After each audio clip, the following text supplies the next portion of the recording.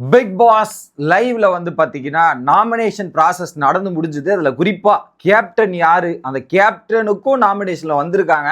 அதுல ஒரு big pass ஒரு ட்விஸ்ட்டை வச்சு கடைசியில பிக் பாஸ் டீம் என்னடா இப்படி ஒரு பிளானை போட்டு உங்களுக்கு தேவையான நபர்களை காப்பாத்துறீங்க அப்படின்ற மாதிரி ஒரு சம்பவம் நடந்திருக்கு. ஏன்னா ஒரு குறிப்பிட்ட நபர்கள் மட்டும் நாமினேஷன் வந்த உடனே அவங்க ஓட்டிங்கோட கன்சிடரேஷன் வேற மாதிரி எடுத்து அதுல ஒரு சில கிரைட்டீரியெல்லாம் எஸ்கேப் ஆகுது. இப்படி போனா நம்ம நினைக்கிற ஆளை சேவ் பண்ண முடியாதாடா, நம்ம உள்ள நம்பி ஒருத்தர் உள்ள உட்கார வச்சிருக்கோம், அவரை காப்பாத்தலான்னு பார்த்தா நீங்க எல்லாம் இப்படி ஓட்டிங் பண்ணீங்கன்னா சரி ஓகே நான் எடுத்துட்டு வரேன்ற மாதிரி நாமினேஷன்ல ஒரு வேலையை பிக் பாஸ் பார்த்து விட்டார். அப்படி என்ன நடந்துச்சு எது நடந்துச்சுன்றதை டீட்டெயிலா பார்த்துருமே. வணக்கம் மக்களே, நேஷனல் உச்சில இருந்து உங்கள் மணிவண்ணன். சேனலுக்கு புதுசா இருந்தீங்கன்னா சப்ஸ்கிரைப் பண்ணிருங்க. வீடியோ பார்க்குற அனைவருமே மறக்காம லைக்கும் ஐப்பும் பண்ணீங்கன்னா வீடியோ பல பேருக்கு போய் ஷேர் ஆகும், எனக்கும் ரொம்ப யூஸ்ஃபுல்லா இருக்கும். மறந்துடாதீங்க. இப்போ கண்டென்ட்டுக்குள்ள போகலாம். ஸோ இந்த வாரம் கேப்டன்சி டாஸ்க் நடந்துட்டு தான் நாமினேஷன் போவாங்க. பட் பிக் பாஸ் என்ன சொல்லிட்டாருன்னா கேப்டன்சி டாஸ்க் அப்புறமா நடக்கும். இப்போ நீங்க நாமினேஷன் வாங்க, அதில் நாமினேட் ஆகிட்ட கூட நீங்க போய் கேப்டன்சி டாஸ்க்கை வின் பண்ணீங்கன்னா உங்களுக்கு நாமினேஷன் ஃப்ரீ பாஸ் கொடுத்துட்றோம் அப்படின்றத பிக் பாஸ் அனௌன்ஸ்மெண்ட் பண்ணிட்டார். ஸோ வின் பண்ணிங்கன்னா நாமினேஷன் ஃப்ரீ பாஸ்ன்றதை முன்னாடியே சொல்லிட்டாரு. அதை தாண்டி ஒரு எச்சரிக்கை, அதை நான் இன்னொரு வீடியோவில் வரேன். பிக் பாஸ் எல்லா கண்டஸ்டன்ஸை பற்றி ஒரு அனலைசிஸும் சொல்லியிருக்காரு, ஒரு சில எச்சரிக்கைகளும் கொடுத்துருக்காரு, அதை தனியாக பார்ப்போம். இப்போ ஸோ நாமினேஷனில் பிக் பாஸ் என்ன பண்ணியிருக்காருன்னா கிட்டத்தட்ட ஒரு 7+ இருங்களேன், ஒரு 6+ 1 2 3 4 5 6 7 கிட்டத்தட்ட 12 பேர் நாமினேஷன் வந்திருக்காங்க. ஓகேவா, 12 பேர் இந்த வாரம் நாமினேஷன். அதுல 7 பேர் நாமினேஷன் வரும்போது அவங்க எதிர்பார்த்த நபர் இந்த பிக் பாஸ் வீட்டை விட்டு வெளியேறிடுவாங்க. ஸோ நம்மளால இவரை காப்பாற்ற முடியாதுன்னு தெரிஞ்ச உடனே ஒரு ஓட்டு வாங்கின நபர்கள் எல்லாத்தையும் நாமினேஷன் எடுத்துட்டு வந்துட்டாங்க. அந்த ஒரு ஓட்டு வாங்குறவங்க எல்லாம் ஸோ தப்பிக்கக்கூடிய நபர். அந்த தப்பிக்க விடாம நாங்க எங்க சேனல் ப்ராடக்டை காப்பாற்றணும், எங்க சேனல் ப்ராடக்ட் உள்ள வைக்கணும்ன்றதுக்காக பிக் பாஸ் நாமினேஷன்ல ஒரு வேலையை பார்த்துட்டாரு மக்களே. அது யாரு என்னன்றதை பின்னாடி நான் சொல்லும் போது உங்களுக்கு கிளியரா புரியும். கிட்டத்தட்ட 12 பேர் நாமினேஷன்ல வந்திருக்காங்க. ஓகே, ஸோ ஃபர்ஸ்ட் எஃப்ஜே வந்து சாண்ட்ரா, குறிப்பா அங்க சாண்ட்ராவங்களும் மாத்தி கேம் பிளே பண்றாங்க, இந்த ரூல்ஸை மதிக்கிறதே கிடையாது. ஸோ இந்த வீட்டோட ஃபீஸ் போறதுக்கான மெயின் காரணமே சாண்ட்ரா தான். ஸோ வெளியே இருந்து பார்த்துட்டு இதெல்லாம் நீங்க இப்படி பண்றீங்க அப்படி பண்றீங்கன்னு வந்து பேசிட்டு ஸோ பிக் பாஸே மதிக்கிறது, ரூல்ஸே மதிக்கிறதுல இங்க வீட்டோட ஸோ சண்டைகளுக்கு மெயின் காரணமே சாண்ட்ரான்னு போட்டு முடிச்சு விட்டார். அதுக்கப்புறம் பார்வதி சும்மா ஒரு இடத்துல வந்து சில பாயிண்ட்களை உருவாக்கி பண்ணணுன்ற மாதிரி நிறைய விஷயங்கள் பண்றாங்கன்ற மாதிரி பார்வதியை போட்டார். அரோரா வந்து பிரஜன். ஸோ அவர் வந்து பிரஜன் வந்து எவிக்ட் ஆகும்போது இவங்க ஃபீல் பண்றதுலாம் கொஞ்சம் இதுவா இருக்கு. ஸோ சாண்ட்ராவோட கேம் இம்ப்ரூவ் ஆகும்னா பிரஜன் வெளியே போகணும். அதுல குறிப்பா இவர் யூஸ் பண்ற வார்த்தைலாம் ரொம்ப தப்பா இருக்கு, ரொம்ப கடுமையான சொற்களா இருக்குன்றதால அவர் வெளியே போகணும். அடுத்து பார்வதி. ஸோ என்கிட்ட நடக்கிற விஷயத்த எல்லாத்தையுமே பின்னாடி போய் பேசுறாங்க, முன்னாடி வந்து அட்ரஸ் பண்ண மாட்டாங்க. ஸ்ட்ரெயிட் ஃபார்வர்ட்னஸ் என்கிட்ட மட்டும் கிடையாது, பார்வதி கிட்ட.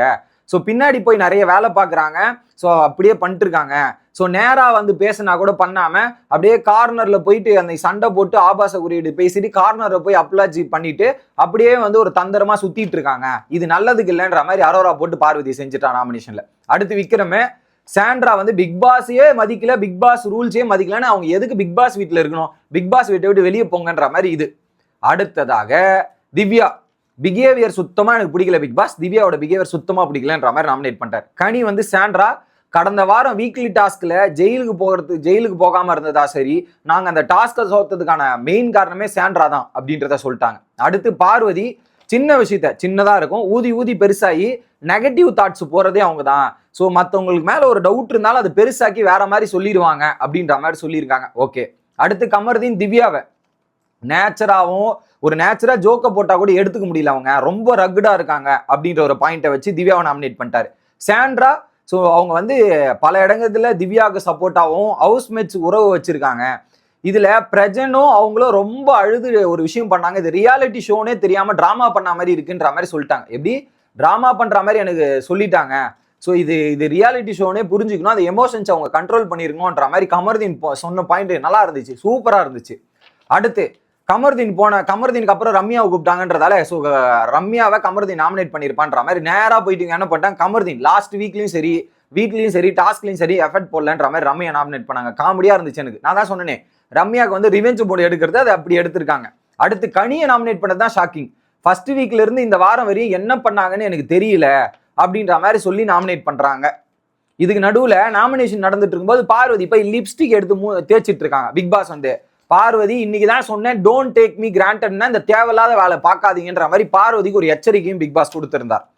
அடுத்து சபரி வந்து பார்வதி ஸோ அவங்க வந்து பிரச்சனையை நல்லா உண்டு போடுறதா இருக்கட்டும், மணிப்புலேட் பண்ணி நிறைய பதிவுகள் பண்றாங்க, அதை நல்லா பார்த்துட்டு இருக்கேன்.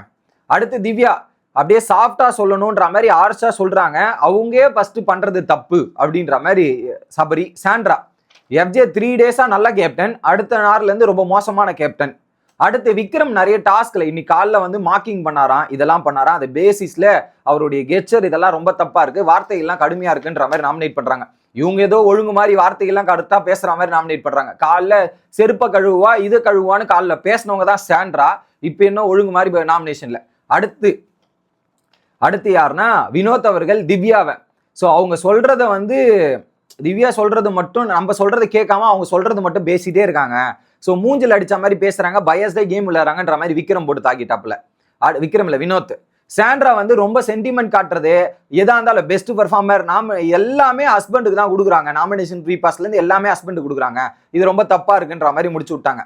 அடுத்து திவ்யா வந்து விக்ரமே நிறைய பேர் அவர் கம்ப்ளைண்ட் பண்ற அளவுக்கு இருக்கு, நிறைய பேர் அவர்கிட்ட போய் ஆறுதல் கேட்கறாங்க. ஆனா என்கிட்ட அவர் பார்க்கும்போது ரொம்ப ஹர்ட் பண்றாரு, மார்க்கிங் பண்றாரு, என்னால் ஒத்துக்க முடியாதுன்ற மாதிரி திவ்யாவோட ரீசன்ஸோ சாண்ட்ராவோட ரீசன்ஸோ ஒரே மாதிரி இருந்துச்சு.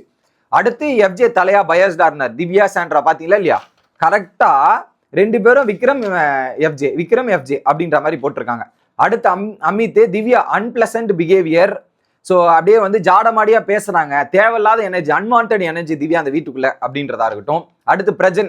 ஸோ எது எல்லாத்தையும் கிராண்டடா எடுத்து அவர் பேசுற வார்த்தைகள் த்ரெட்டனிங் பண்றாரு. நேஷனல் டெலிவிஷன்ல இப்படிலாம் பேசலாமா, இதெல்லாம் யூஸ் பண்றதே பெரிய தப்புன்ற மாதிரி பிரஜன்.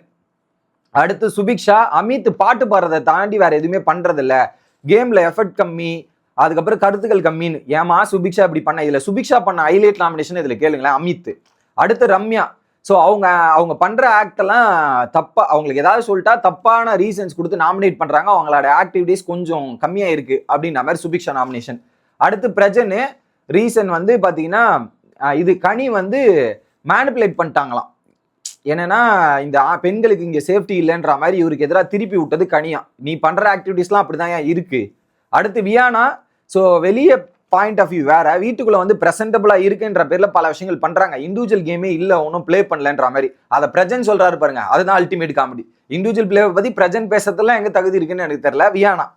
ஸோ அதுக்கப்புறம் வியானாவோட நாமினேஷன் கிளின்னு கிழிச்சு விட்டா. வியானா எவ்வளவு பெருசுன்றீங்க, பெரிய நாமினேஷன் வியான் தான். ஸோ நேரில் பேச தைரியம் இல்லை சார் பிரஜனுக்கு, பின்னாடி மட்டும் பேசிட்டு இருக்காரு. மற்றவங்க போகும்போது பாசிங் கமெண்ட் போட்டுட்டு அதை அவங்க நம்ம பேசிட்டு இருக்குது அவங்கள பேசிட்டு இருக்கோம்னு நினைச்சிட்டு வேற ஏதாவது பண்றது. ஸோ அடிக்கடி இவங்க சிவனும் சக்தியா சேர்ந்தா மாதிரி ஒன்னா பிளே பண்ணிட்டு இண்டிவிஜுவல் கேம்ன்ற மாதிரி சொல்லிட்டு இருக்காங்க. இண்டிவிஜுவல் கேம்னா நேரடியா சொல்றதுக்கு தைரியம் இருக்கணும், இல்ல ஒன்னா விளையாடணும்னு சொல்ற தைரியமா இருக்கணும், அது எதுவுமே கிடையாது. ஸோ ஆனா பின்னாடி போய் பேசுறது, ஒருத்தரை டார்கெட் பண்ணி அலிகேஷன் வைக்கிறது, ரூல்ஸை ஃபாலோ பண்றது இல்ல. ஸோ மேக்கப் போடுறேன்னு என்ன பத்தி சொல்றது, அவர் மேக்கப் போடாம இருக்காரா, தலைக்கு டை பண்ணாம இருக்காரா, எல்லாத்தையும் பண்ணதானே செய்யறாரு, என்ன பத்தி சொல்றாரு, இல்ல மூஞ்சில கறியை பூசிட்டு இருக்காரா அப்படின்ற மாதிரி போட்டு அடிச்சு விட்டாங்க. அவருக்கு டிக்குன்னு மண்டி ஆட்டினா ஓகே, இல்லைன்னா வந்து வேற மாதிரி பேசுவாங்க. ஸோ 2 பேர்ல யாராவது ஒருத்தர் வெளியே போனாதான் இந்த கேம் உருப்படும்ன்ற மாதிரி போட்டு செஞ்சுட்டா வியானா. அடுத்து திவ்யாவை பத்தி 45 நிமிஷம் பேசுவாங்க, தேஞ்சு போன ரெக்கார்டை திரும்ப பேசுவாங்க. அவங்க கிட்ட ஸ்டார்டிங் இருக்குமே தவிர்த்து எண்ட் இருக்காது. ஸோ கெமி வெளியே போயிட்டு ஒரு அட்வைஸ் கொடுக்கும்போது கூட அதுக்கும் கேள்வி கேட்டுட்டு இருக்காங்க, என்ன மாதிரி ஆளு பாருங்கன்ற மாதிரி முடிச்சு விட்டா வியானா. அடுத்து பார்வதி வந்து எஃப்ஜே ஃபர்ஸ்ட் வீக்ல இருந்து நல்ல growth இருக்கு, கோவத்துல வார்த்தை விடுறாரு. ஸோ எங்கேயோ குழுவுல பாசத்துல உழுந்துட்டாரோ அப்படின்ற ஒரு ஃபீல் இருக்குன்ற மாதிரி சொல்லிட்டாங்க. அடுத்து அரோரா. சார் தெரியுமே, அரோராவை நீ நாமினேட் பண்ணுவீன்னு தெரியுமே. டே 1ல இருந்து பிபி டீமும் கண்டஸ்டன்ஸும் அரோராவை பேம்பர் பண்ணி எடுத்துட்டு வரீங்கன்ற மாதிரி பிக் பாஸை கம்ப்ளைண்ட் பண்ற பார்வதியை நம்ம பார்த்தோம். ஸோ கொஞ்சம் ஒரு மாதிரி ஃபீலிங்ஸை வச்சு கேம் வச்சுட்டு இருக்காங்க, பிடிக்கலன்னு சொன்னா திரும்ப பண்றாங்க அப்படின்றத சொல்றாங்க. என்னோட கேள்வி சிம்பிளுங்க. ஸோ பார்வதிக்கு பிடிக்கலன்னா அரோரா ஏன் அதை பண்ணக்கூடாதுன்ற கேள்வி இருக்கு. பார்வதிக்கு பிடிக்கலன்னா அது நீங்க தான் விலகி போகணும். அரோரா பண்ணக்கூடாதுன்றதை சொல்லக்கூடறதுக்கு ரைட்ஸ் உங்களுக்கு கிடையாது. நம்பர் 1. நம்பர் 2, நீங்க டைரக்டா போய் அரோரா கிட்ட பேசினீங்கன்னா அதை பேசி சால்வ் பண்ணிடலாம். ஆனா நீங்க டைரக்டா போய் பேசுறீங்களா அப்படின்ற ஒரு கேள்வி இருக்கு. ஓகே, இதுல நாமினேஷன்ல பிக் பாஸ் டீம் என்ன வேலையை பார்த்துருக்காங்கன்றத பாருங்க. திவ்யாக்கு 6 ஓட்டு, பிரஜனுக்கு 3 ஓட்டு, எஃப்ஜேக்கு 3 ஓட்டு, கனிக்கு 2 ஓட்டு, சாண்ட்ராக்கு 5 ஓட்டு, விக்ரம்க்கு 2 ஓட்டு, பார்வதிக்கு 4 ஓட்டு. இந்த 7 பேர் வந்தா யார் எலிமினேட் ஆவா? ஸோ திவ்யா எலிமினேட் ஆக மாட்டாங்க, பாரு எலிமினேட் ஆக மாட்டாங்க, விக்ரம் எலிமினேட் ஆக மாட்டாங்க, எஃப்ஜே எலிமினேட் ஆக மாட்டாங்க, கனி எலிமினேட் ஆக மாட்டாங்க. ஸோ ஆப்வியஸ்லி சாண்ட்ரா பிரஜன் லாஸ்ட்ல வந்து பிரஜன் எலிமினேட் ஆவாங்க. பிரஜனை காப்பாத்துறதுக்காக என்ன பண்ணாங்கன்னா டீமு, பிக் பாஸ் டீமு ஒரு ஓட்டு வந்தவங்களாம் நாமினேஷன் எடுத்துட்டு வந்துட்டாங்க. வியானா, ரம்யா, கமருதீன், அரோரா, அமித் இந்த 5 பேருமே ஒரு ஓட்டு வாங்கின நபர்கள். இந்த 5 பேரும் நாமினேஷன்ல எடுத்துட்டு வந்துட்டாங்க. இப்ப பாருங்க, இப்போ பிரஜனை காப்பாத்துறதுக்கு அமித்தை தூக்கலாம், பிரஜனை காப்பாத்துறதுக்கு அரோராவை தூக்கலாம், பிரஜனை காப்பாத்துறதுக்கு ரம்யாவை தூக்கலாம். ஸோ எங்களுக்கு ஆப்ஷன் ஓப்பன் அவுட் ஆயிடுச்சு. 12 பேர் வந்துட்டீங்க, டபுள் எலிமினேஷனா வைப்போம், நாங்க தூக்குவோம், எங்க பிரஜனை காப்பாத்துவோங்க. பிரஜனை ஓட்டிங் ஏத்துறதுக்கு தான் ஆரிய வர வச்சோம், இதுவும் நாங்க பண்ண மாட்டோமா அப்படின்ற மாதிரி பண்ற வேலைகள் இருக்கே, ரொம்ப ஒஸ்ட். இதுக்கு முன்னாடி ஒரு வாட்டி நடந்திருக்கு இந்த மாதிரி நாமினேஷன். அப்போ சபரியை காப்பாத்த பண்ணாங்க, இப்ப பிரஜனை காப்பாத்த பண்றாங்க அப்படின்றது அப்பட்டமா தெரியுது. உங்களோட கருத்து என்னன்றதை சொல்லுங்க. Bye guys.